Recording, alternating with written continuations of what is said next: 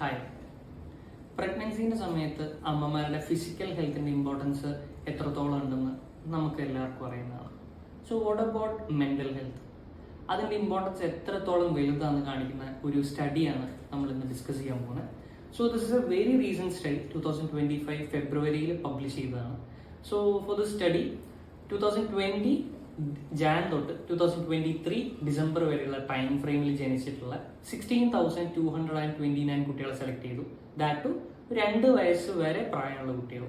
ഈ കുട്ടികളിലെല്ലാം ഈ neuro developmental status ഇവർ നോക്കി. ഈ കുട്ടികളുടെ, അതായത് അവരുടെ ബ്രെയിനിന്റെയും നെർവസ് സിസ്റ്റത്തിന്റെയും ഡെവലപ്മെന്റ് ടൈംലി മാനറിലാണോ അല്ലെങ്കിൽ കുറച്ച് ലേറ്റ് ആയിട്ട് ഡിലേഡ് ആയിട്ടാണോ സംഭവിച്ചതെന്നൊക്കെ.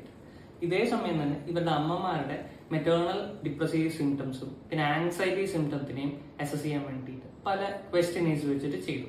ഇതൊന്ന് ഇവർക്ക് കിട്ടിയ റിസൾട്ട് എന്താണെന്ന് വെച്ചാൽ ഈ 16,229 കുട്ടികളിൽ 11% കുട്ടികൾക്ക് ന്യൂറോ ഡെവലപ്മെന്റൽ ഡിലേ ഉണ്ടായിരുന്നു. അതായത് കമ്മ്യൂണിക്കേഷൻ ഡൊമൈനിൽ, സംസാരമായി ബന്ധപ്പെട്ടിട്ടുള്ള ഡൊമൈനിലാണ് ഈ ന്യൂറോ ഡെവലപ്മെന്റൽ ഡിലേ വന്നിട്ടുള്ളത്. അതേ സമയത്ത് ഒരു 7% ഗ്രോസ് മോട്ടറിലും 10% ഫൈൻ മോട്ടറിലും ഡിലേ വന്നിട്ടുണ്ട്. അതായത് ഈ വിരളനക്കുന്നതും നടക്കുന്നതുമായിട്ടുള്ള വലുതും ചെറുതുമായിട്ടുള്ള ആക്ഷൻസിനെയാണ് ഗ്രോസ് മോട്ടർ, ഫൈൻ മോട്ടർ എന്നൊക്കെ നമ്മൾ പറയുന്നത്.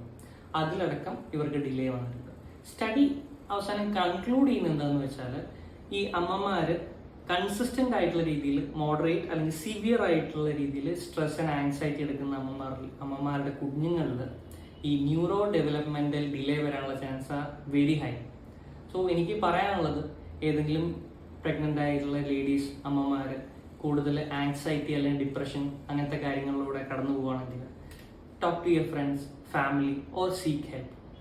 If not for you, for your kid, you have to seek help.